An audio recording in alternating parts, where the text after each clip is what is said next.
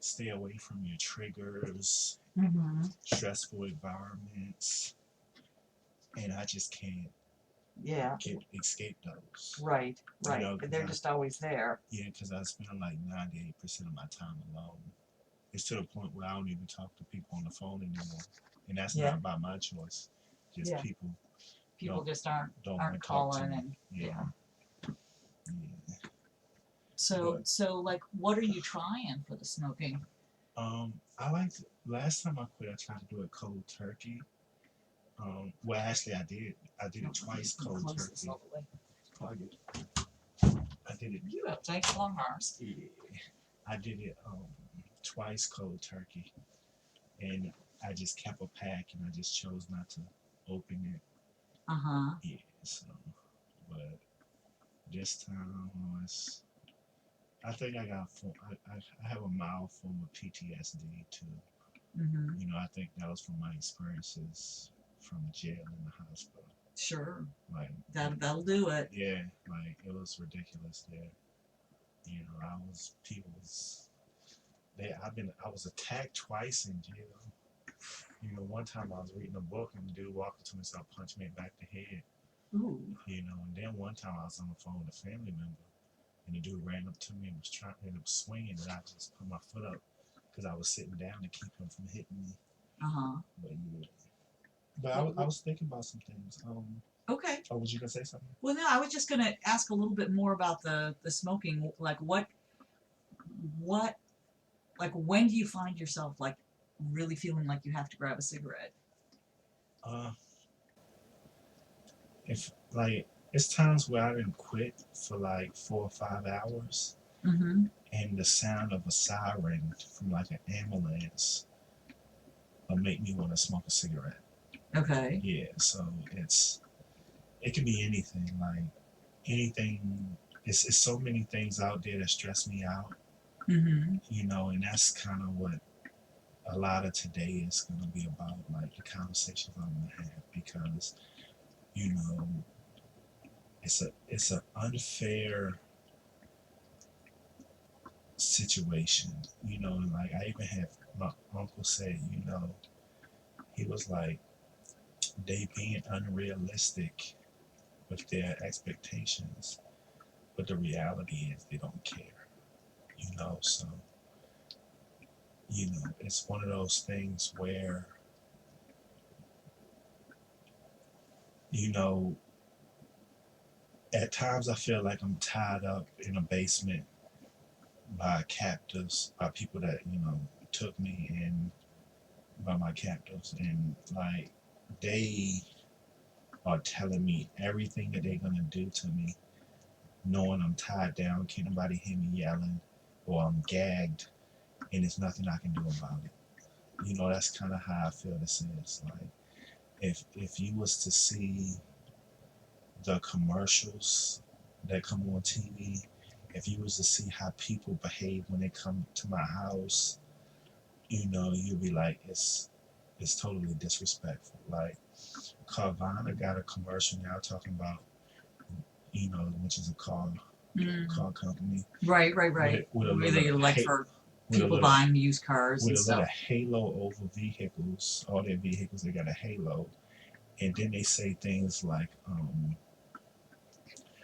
"We're gonna drive you happy," which is kind of a play on them saying we're gonna drive you crazy, you know, and just the level of disrespect from these people, you know, it's it's gone too far, you know, and I just got to stand up for myself, you know, and I know standing up for myself can result in being hospitalized, but I don't care at this point because I refuse to let people disrespect me the way they're disrespecting me.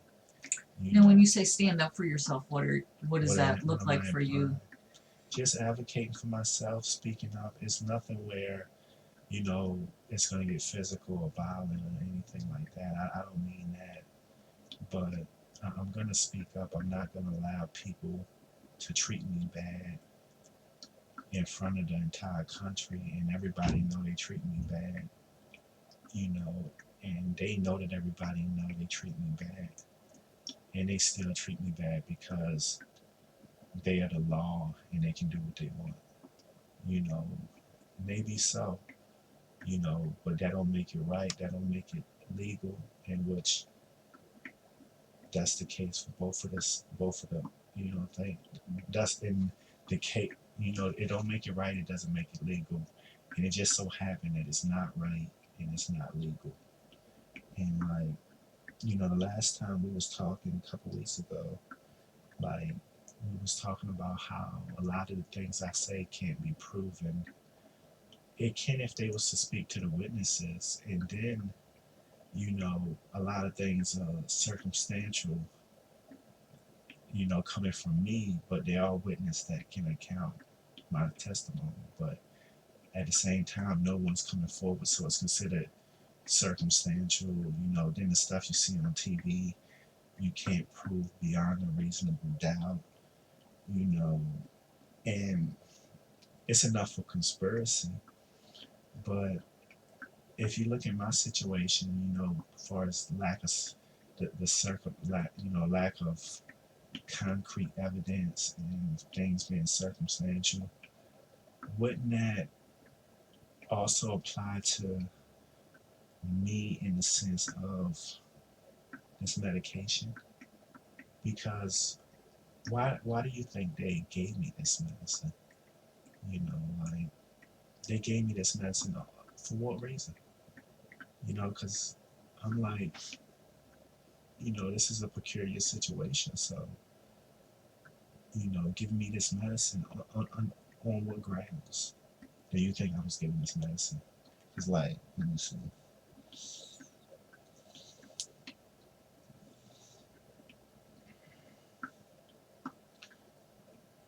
Yeah. Like, what do you think happened before this medication to the point that they need to give me this medication? And like, why do you think they gave me this medication?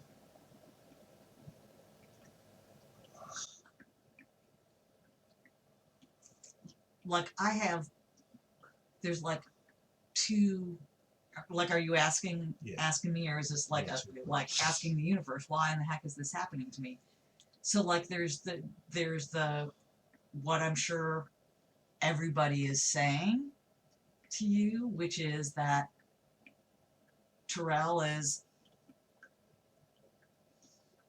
thinking that people are reading his mind, and that's not a rational thought, and so we're going to give him Risperdal because that's what they do with people who are experiencing schizophrenia. but I bet that's what you know. That's why, what all the explanations are. You know, why put me in such a predicament? your perception.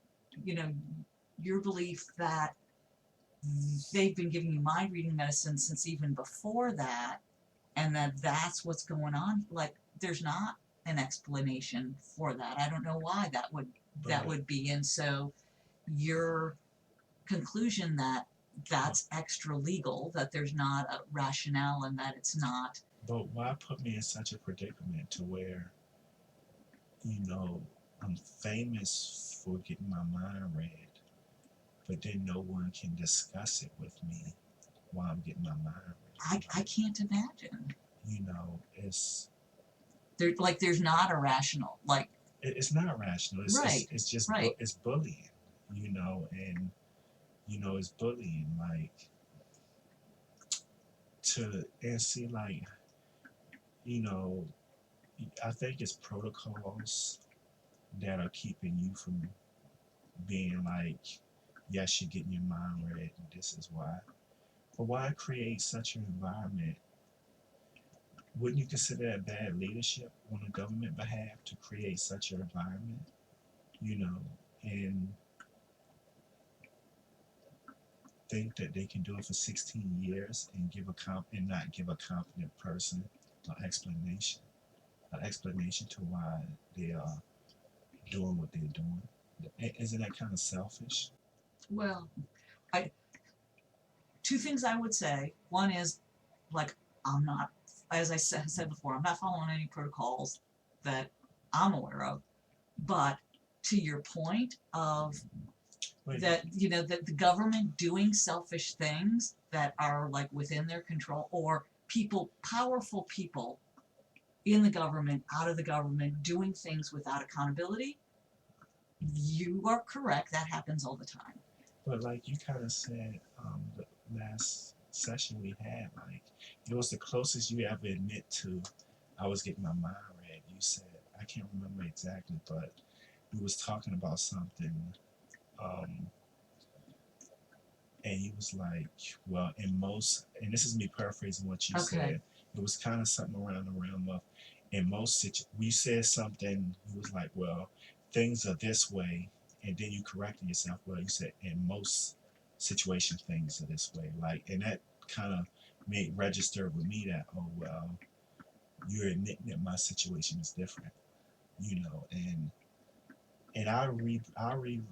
listen to the recording, which I was supposed to do because that was something I wanted to address. Mm-hmm.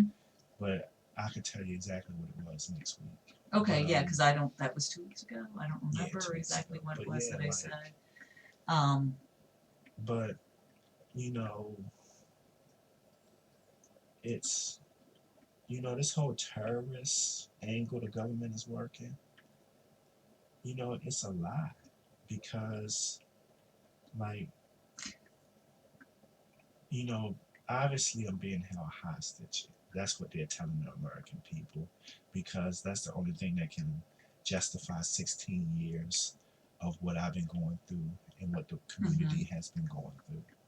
But it's not true, and I look at this situation and I'm like, Bush is a war criminal. He did 9/11, and it's enough evidence to say that, that's the case. He did it because he wanted to go to Iraq and take their oil. There's no doubt about it. And people get crucified for speaking the truth and get labeled as conspiracy theorists, but the facts are the facts. You look at, okay, look, I look at it like this. If 9/11 had happened and Osama bin Laden did it, and people say, oh, Bush and bin Laden are partners, okay, that's one. So you can write that off as suspect. Maybe true, maybe it's not true. Then what? 5 years later, after that, well, 2 years after 9/11, they came up with the plan to give me the medicine, which is 2003. So, and then he's trying to say it was bin Laden medicine. So 9/11 happened September 11th, 2001. Early as I can account for by what people are saying in music, they plan on giving me this medicine in March of 2003. So they had to have a working relationship with Osama bin Laden, you know.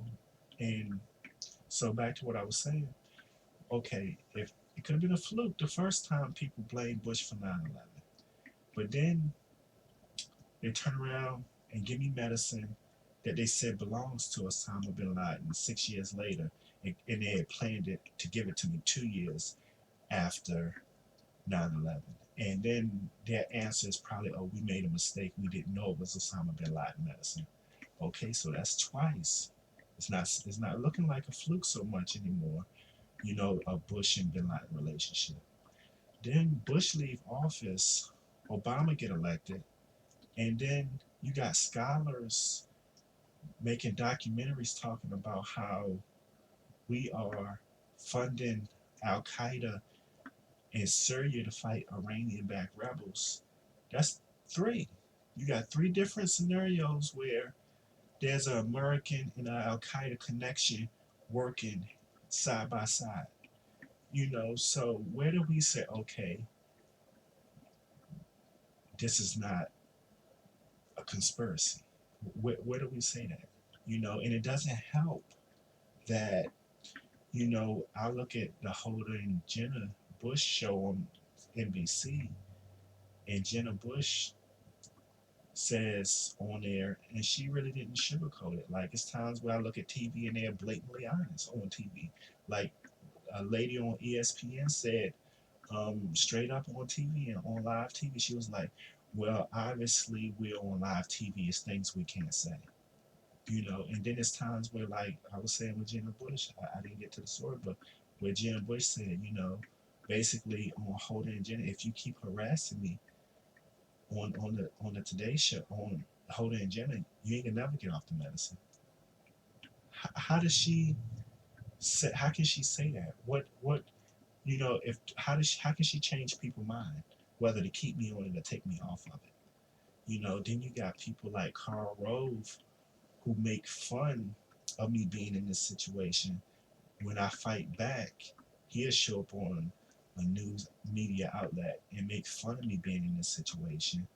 You know, and he's what was chief of staff to Bush.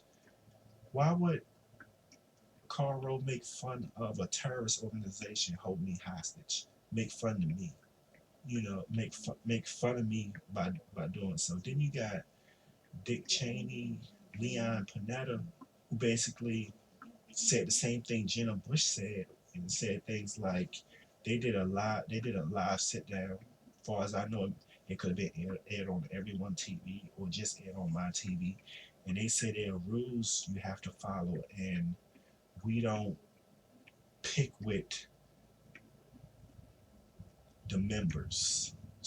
And this is me paraphrasing what Leon Panetta and Dick Cheney pretty much said. Like, basically, Jenna Bush is off limits. Don't harass her. Don't follow her on Twitter. Don't say anything to her on Twitter. She's off limits. And if you continue to do so, there's going to be consequences.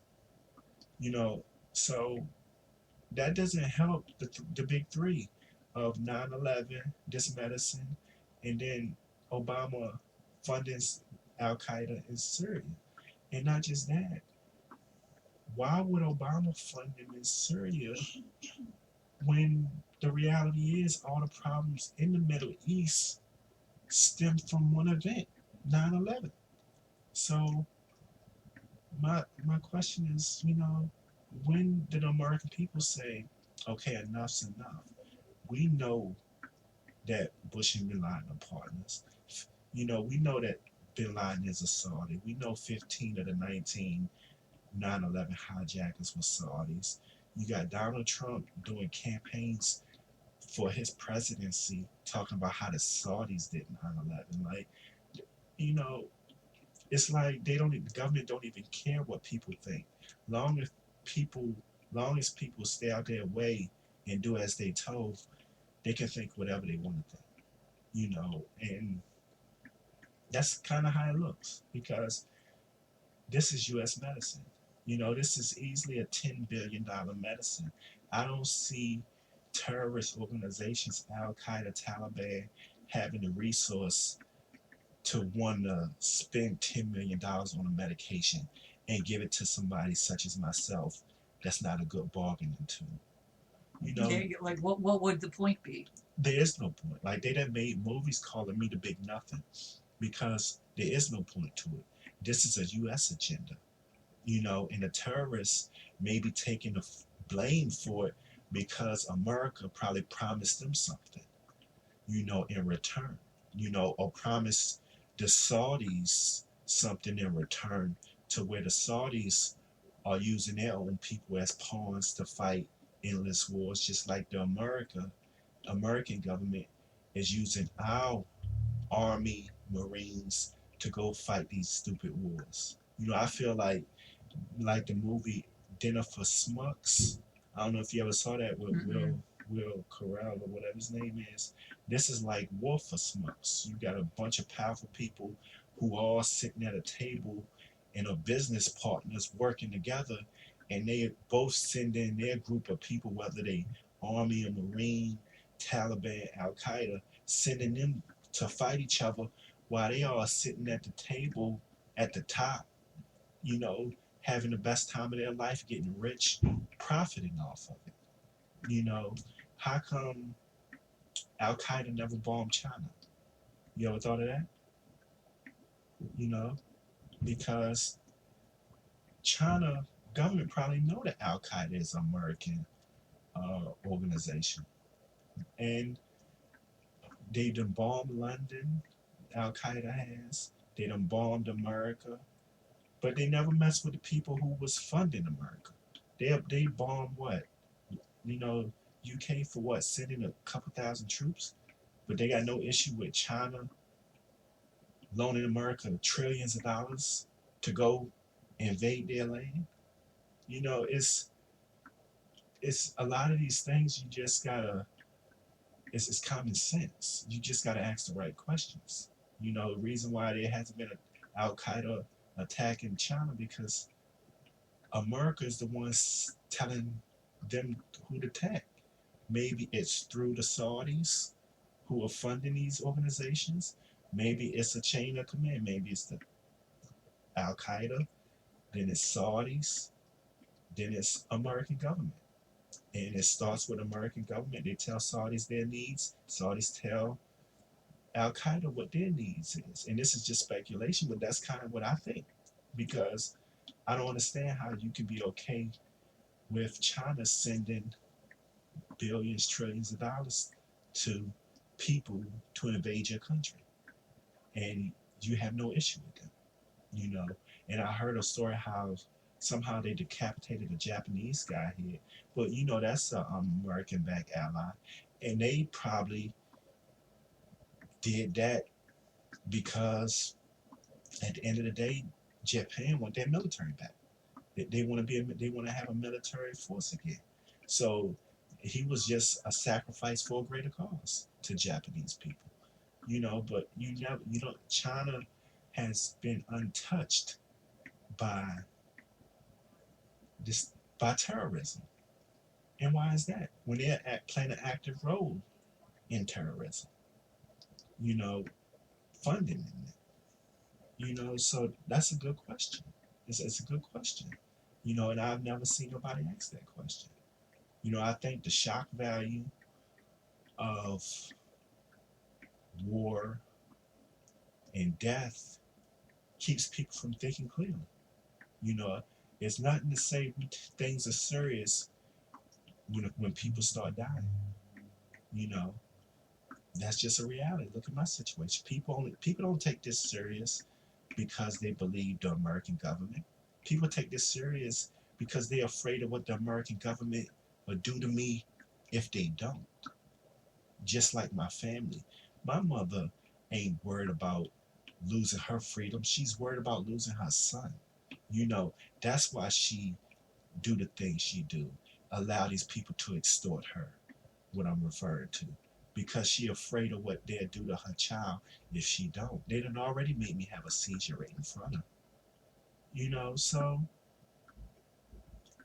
that's kind of how I view things, you know, and I'm not involved in politics like that, you know, but these are legitimate questions.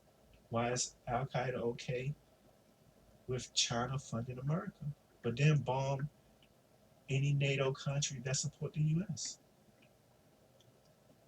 Good question.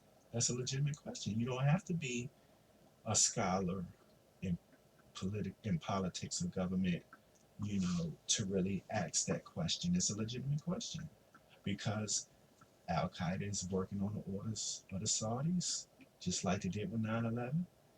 You know, and if anybody funded them the money to make this medicine, who do you think funded the Saudi? If this was a Osama bin Laden medicine, where do you think he got the money from to make it? Saudi. You know, so because I'm sure he could find better uses. This is easily a $10 billion medicine. Probably took 10 plus years to make. He can find better uses of his time and resources than creating such medicine. You know, and then another angle you gotta look at. You know, you see how they run planes in the buildings. You see how they bomb buses, but they go after none of the politicians in America, families or them. And these are the people who are actually telling them, telling who are doing drone strikes. They're not going after anybody who are calling the shots on the drone strikes that are happening in the Middle East, who are over there terrorizing Middle Eastern people. They got no problem with the people that are calling the shots, and they want to go bomb buses and run planes in the building. to unsuspecting Americans and United United Kingdom people who don't even know their fight. They like me. I don't know what Al Qaeda go through. I don't know what the Taliban go through. I I never even thought of them before this medicine. So why would they pick a fight with me? And same it goes for my family. Why would they pick a fight with me, knowing that I never partook in anything that's to happen to them and their people? But then you got politicians' sons out on yachts, boats, having the best time of their life, and they don't target their family. And this is not. This is just a legitimate question. And I'm not saying it's something that they should do, but I'm saying You're like confused about where is their rationale? Where it's not making sense. what's going on with. It doesn't make sense. Just like them not messing with China, it really doesn't make sense unless these things are strategic in the sense of it's parts. Put it like this: I think people are missing a lot of parts to this war on terror. There's a lot of parts that are being kept from us because, you know, and I'm not promoting violence or any of that, but if someone, if you got a gang member, let's look at Bloods and Crips in Los Angeles. If you shoot a Blood, if a Crip shoot a Blood, then a Blood is going to shoot a Crip. Retaliation. So when a politician kill a Taliban or Al Qaeda member in their family, naturally Taliban and Al Qaeda should go after them and their family. So I suspect that's a lot harder to do though than just to maybe bomb a bus. No, I don't think so. Maybe you think these politicians got round? It's over. How many politicians? How many people said 500? What 35? Something like that. Well, 535 between the House and the Senate. Yeah, so 535, and they all got at least. They all have children, so there's easily 2,000 to 3,000 people that are that are in the proximity of who these terrorists should be going after. And they don't have protection like the president. And why would they worry about it being hard if terrorists are killing themselves anyway? It could be just simple as keeping their mouth shut, strapping themselves with a bomb, and being in a location with a politician or their family. It's just that simple, because if you're willing to kill yourself to kill your enemy, then nobody can stop you.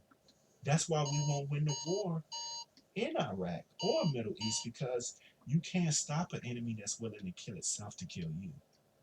Some people, it's just the average person play chicken. Mm-hmm. If you don't move, I'm not gonna move. When you get close, somebody's gonna move. Right. But these terrorists ain't playing chicken. They are coming there to kill themselves just to kill you. So if with that mentality, they can easily get to one of those two plus thousand people in a proximity that would deliberately hurt and affect politicians to really make them think about what they've been doing to the people in the Middle East. But they don't do that. But then they come and bother me, who don't even know them, never done no harm to them, or they blow up a bus with people that's just living their day-to-day life and really don't know their struggles that's been put on them because people want their oil. This is a fight. This war on terror is a fight that doesn't add up, and it seems like, terrorists want to lose. I guess because they take orders from the Saudis, and the Saudis probably tell them what to do, and the Saudis probably tell them that politicians are off limits. It'll bring too much heat. We want to win little battles, stupid little manipulative things like that. But the reality is, just like how we start false flags, I guess the Saudis are starting false flags with their militia groups, Al Qaeda and Taliban, sending them on a fool's run, on a suicide mission, just like we do our own soldiers. And that's why I say it's like a war for smucks. You got a bunch of powerful people sitting in the room using using their own people as pawns. That's what I am. I'm a pawn at the end of the day, and it's not right. You know, they if they blame this medicine on terrorists, terrorists ain't hurting the American government. If anything, they are reinforcing their position. The terror, they're reinforcing the American government position in its allies. The terrorists are ostracizing themselves to make people think that that's why we over there killing them because they're bad people versus we over there taking their oil. So terrorists, you know, I'm not a terrorist. Never want to be a terrorist. Never want to harm somebody. But whoever's coaching them and giving them the game plan got it all jacked up. And this is someone like such as myself from the outside looking in. I don't understand their methods because they're stupid at the end of the day. They make no sense. And at the end of the day, the only people they're hurting is themselves. That's all terrorists is hurting. They hurting themselves because the means and the resources and the money and the weapons the U.S. got, that's the only method to really hurt Americans, to kill themselves in the process. So it's a situation that, and this is another thing I feel like we was over there using drones. Do you see a situation where, let's say, we go to a war, America go to war with another country with drones? What do you think the UN would do as far as drone strikes? Do you think the UN would ban drone strikes? I am I think not. so. I was going to say I'm not about to guess what the UN's going to do or what the evolution of weaponry Because the reality is how that's going to go. You can only use drones in a lopsided war, meaning that you can only use drones against people who have no means to stop you. And it's really, and then they say 98% of drone strikes hit the wrong people. 98%. You can't use drones in a fight where your rival is equivalent to you, because that'll be a messy war that would get out of hand real fast. So you can use it on poor insurgents and bomb them away, kill a bunch of civilians. You can do it that way because they can't use them back on you. Because if people start flying drones around the U.S., dropping bombs, it's going to be bad. So if America was to go to war with a rival that was equivalent to them, they would probably be reluctant to use drones because they would like, well, if we use drones on them, they might use them on us, and we don't want that because that'll be bad. Right. So that's why I say you can only use drones in a lopsided war against a bunch of people who don't have the means and the tools to really fight you. You know, it's the ugly truth. And I think drones should be banned because if you get 98% of your drone strikes are killing innocent people, how is that any different from what Putin is doing in Ukraine? Right. It's not. If anything, it's worse because at least Putin is fighting a legitimate government. We was over there killing a bunch of civilians who we thought did something to us, and turned to find out they didn't. And uh, and then probably 20 or 30% of the American people think it was a false flag operation anyway. So just like my situation, people don't believe that this is terrorist medicine. People believe it's government medicine. I believe it's government medicine. I can prove it if people would just give me the opportunity to, but I can't have a real conversation with anyone because everybody don't want to talk about it because of the protocols that are only there to keep me where I'm at. That's the reality there. They can easily sit down and talk to me about this medicine, but they don't want to do that because, for one, they want control, and two, they want to retaliate against me and treat me bad because I'm not doing what they're telling me to do. And it gotta stop. It really has to stop. Like, you know, your your peers are not good people. They're not good people, and it's, like the stuff they say to me, like, oh, we're gonna do this till you can't take it no more. Your health is off message. There isn't no problem. You know, um, making fun of me, making fun of my family, talking about my exes. You got Cameron putting personal matters out about the girl I dated from overseas. Things I never told nobody about her, but he rapping about it in songs. You got people like Young Jeezy telling me to kill myself when I was first put on this medicine. He was like, I told you, trap or die. You ain't trap. So die. Get a pistol and kill yourself. That's what Young Jeezy said. Someone that played a key role in it get me in this situation. And then he come out a year or two later with a song talking about I love it. This is referring to me. This is nothing but manipulation, and they play off of my thoughts to try to keep me in a certain place. And it's all manipulation. They spend their days giving me a bad reputation, making me look bad, and then they'll throw one little, throw a bone, throw me a bone, and allow me to vindicate myself for things that they're creating themselves. So like I'm a good person. I'm not racist. I'm honest. And these people, everybody hates me. And then I'm trying to quit smoking. I go all morning, the whole morning without having a cigarette. And then you do one of those truth commercials talking about smoking, and then the commercial talking about everybody hates you and saying a bunch of negative things in the commercial, clearly directed towards me.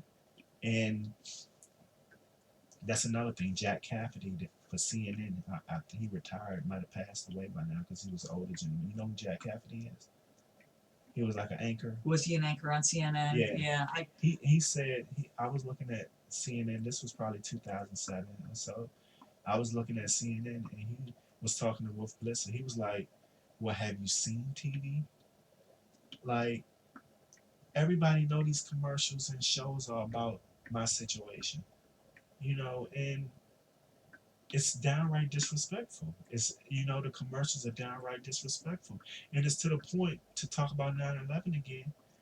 The conversation I had with the FBI, talking about how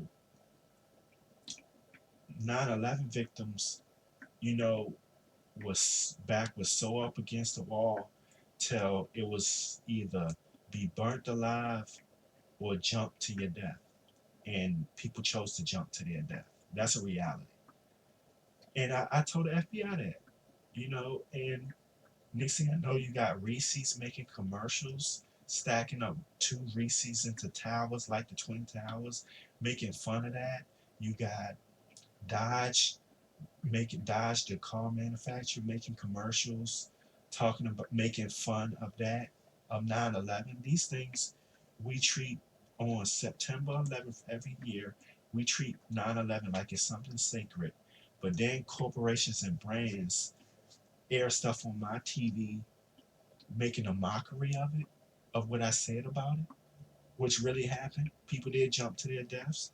You got corporations who are clearly making fun of 9/11. It's like ain't nothing sacred no more.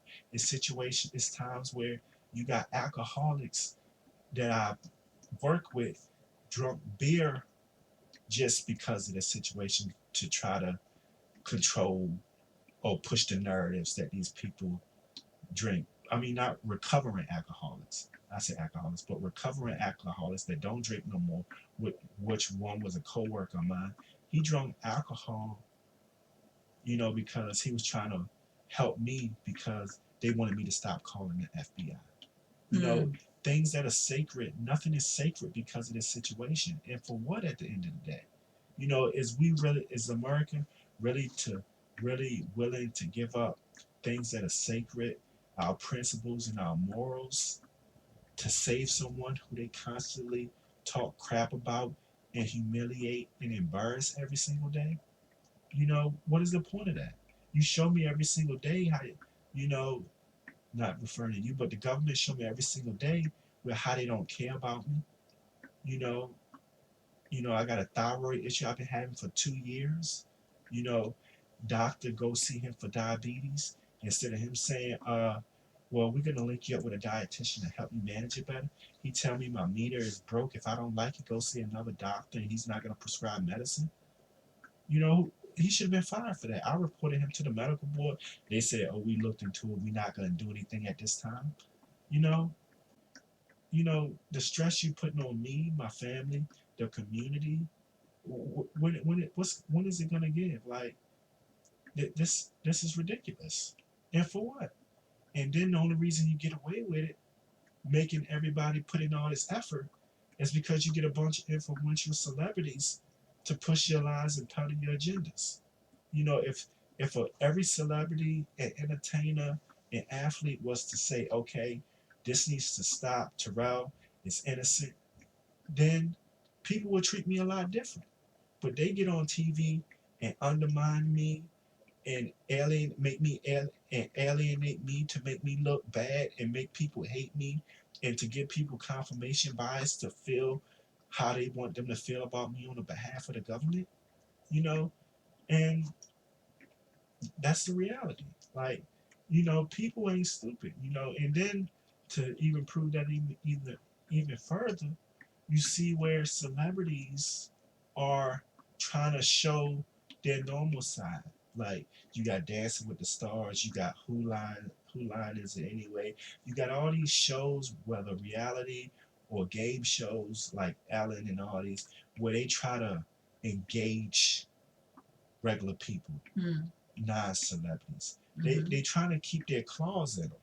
They want to keep their claws in them so they can manipulate them and control them and undermine me on the behalf of the government. It's that simple. Like when I was first put on this medicine, you had rappers like Young Jeezy posting their on MySpace, posting their cell phone number, telling people to text them, or call them, they answer the phone. That was a big thing in like early 2006, 2007, where you could call your celebrity and maybe you'll be lucky enough for him to answer. Answer. You know, why are they engaging with the people all of a sudden? Why they, and it's not just with calling them, it's just so many things they're doing to engage everyday people who follow them that they wasn't doing before. Even with Obama, you look at Obama on all these talk shows, he's engaging, celebrities, inviting celebrities to the White House. I'm talking rappers, this, that, and the third, and why? Because you want to keep the American people want to keep their claws. The American government want to keep their claws into the American people more so than they ever wanted to before. You know, and it's all in the effort to undermine me. You know, and the reality is, you know, Obama is the worst thing that ever happened to me. People probably celebrate Obama, but his presidency is the worst thing that ever happened to me, minus Bush, Obama. Because what Obama did was took all the focus off of me, especially in the black community, and put it on him. And then people, I slipped through the cracks, like, and then after he's off out of office, the same people that put him in office turn around and put Trump in office, and Trump undid everything Obama ever undid everything Obama hoped for this. Well, what he claimed he hoped for the American people, and turn all the inspiration and the hope that black people had gained while he was in office, thinking we was moving forward.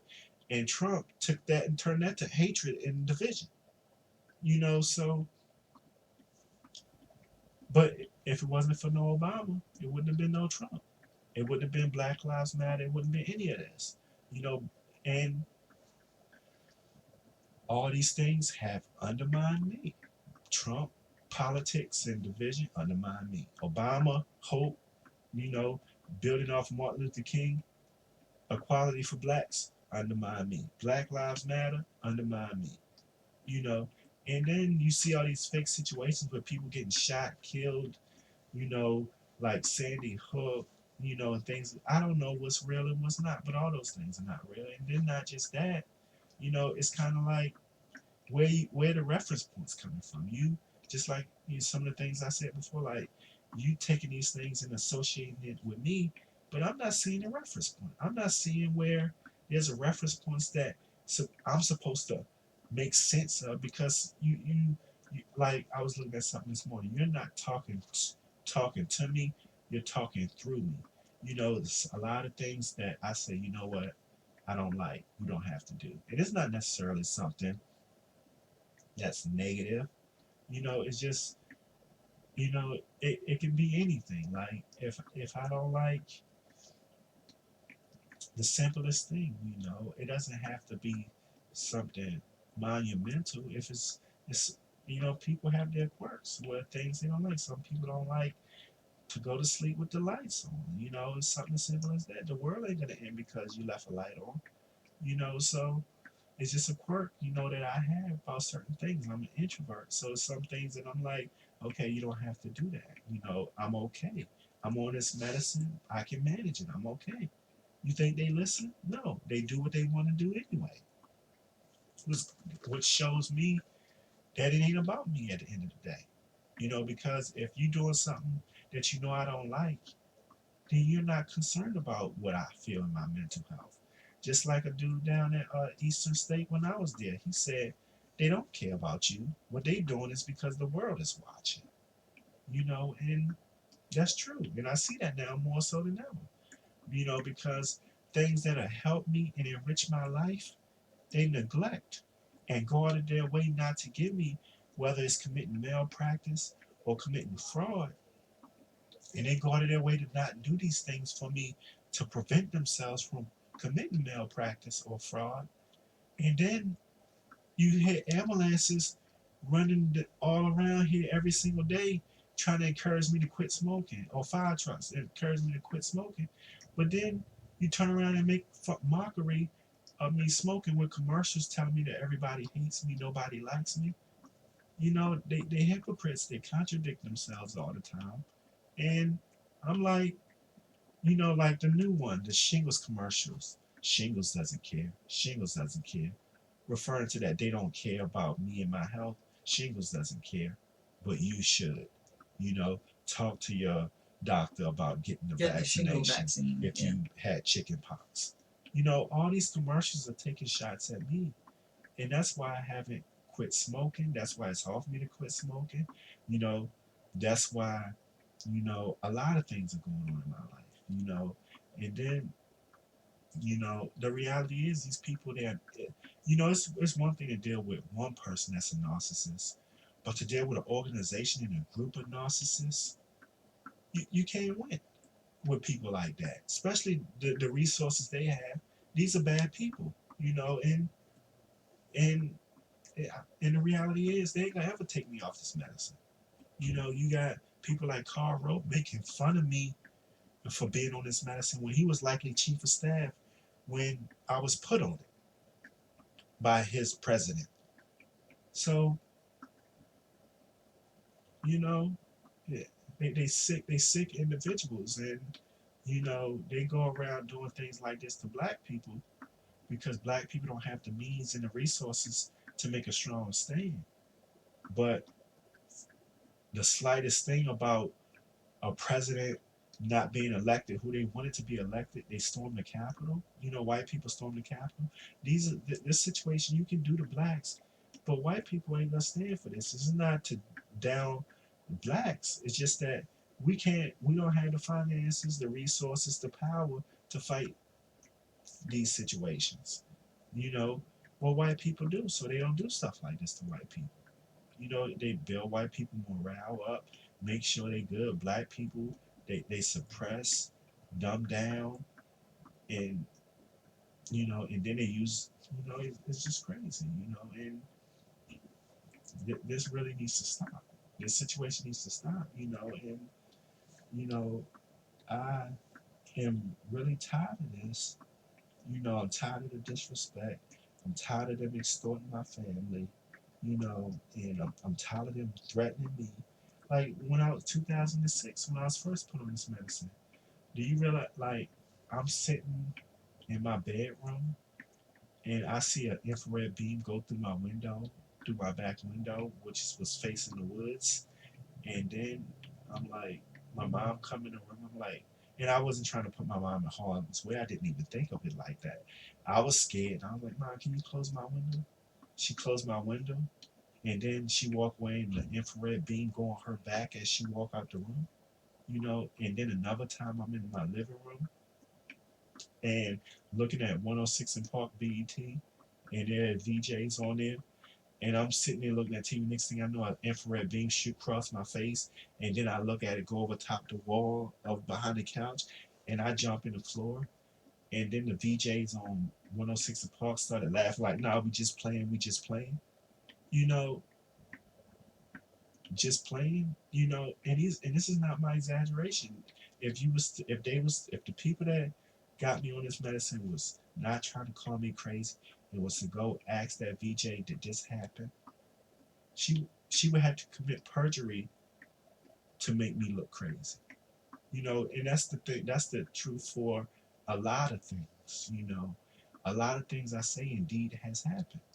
Just as well as you know, when we can't even acknowledge somebody being famous for getting their mind read, and we gotta pretend every single day like they're crazy for something that they're actually famous for, and famous, for I'm famous for getting my mind read, and then I'm crazy for speaking it out loud. That's who's you know what is going on here? Because I'm like, why don't, for one, this is American medicine, and two, if they want to lie and say it's terrorist medicine, what do the terrorists want? Why do they keep me alive for 16 plus years? What do they want? What do they want? They want me to suffer. Well, you don't have to give into, they want me to suffer, and they want people to listen to me why I suffer. Well, America can easily solve that problem. Take the earpieces from people. If they kill me, let them kill me. Why they negotiating with them? You know, because at this point, you know, I'm like, they're making a mockery of everything. Like, you know, I'm not saying, I want to die, but the reality is, what are you doing, America? You want to partially negotiate with them, but then you don't want to negotiate with them enough to stop this, or to at least improve the living conditions of it for me and the community. You know, so what is it?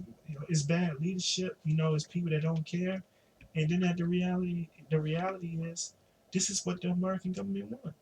They gave me this medicine, and then not just that, the same people that set me up, Viacom, talking about Bush screws America, World War Me, 100% proof. They, talking about coming out with shows called American Gangster, and having George President, having Bush on there, President George Bush Jr. on there, and these are the same people that set me up and played the role with the Girls Gone Wild commercials, showed the Wayne's Brothers, the Jamie Foxx shows that got me in this situation. And then they come out with shows talking about, accidentally on purpose. Like they're telling me that these people did this to me on purpose. Well, when they say that, they refer to themselves because they played a role in getting me in this situation too.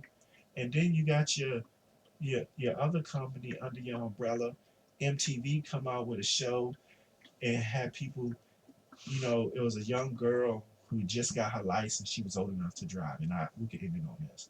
And she was like, she was looking at getting a Harley Davidson, and this man was gonna sell her a Harley Davidson, and she was very young. And when her dad found out that a guy was gonna sell her a Harley Davidson at a Harley Davidson dealership, he went to that Harley Davidson dealership. He was like, "Would you sell your 18-year-old daughter a Harley Davidson?" So why would, if you wouldn't do that to yours, because motorcycles are considered dangerous, Right. why would you sell mine? And that was all scripted. And what that translated to was that you gave me this medicine that reads my mind in these circumstances, but would you give your child this medicine and have them under these circumstances? And I believed that when I first saw that he was standing up for me. And then, fast forward 10, 12 years later, I realized that MTV is actually owned by Viacom, who I was fighting BET, which is also owned by Viacom. And I was hating BET and liking MTV, thinking MTV was trying to help me. And they all owned by the same people. Sherry Redstone, a Jewish lady, business CEO that runs Viacom, well, owns it. So it's just one person at the top, war for smucks all over again.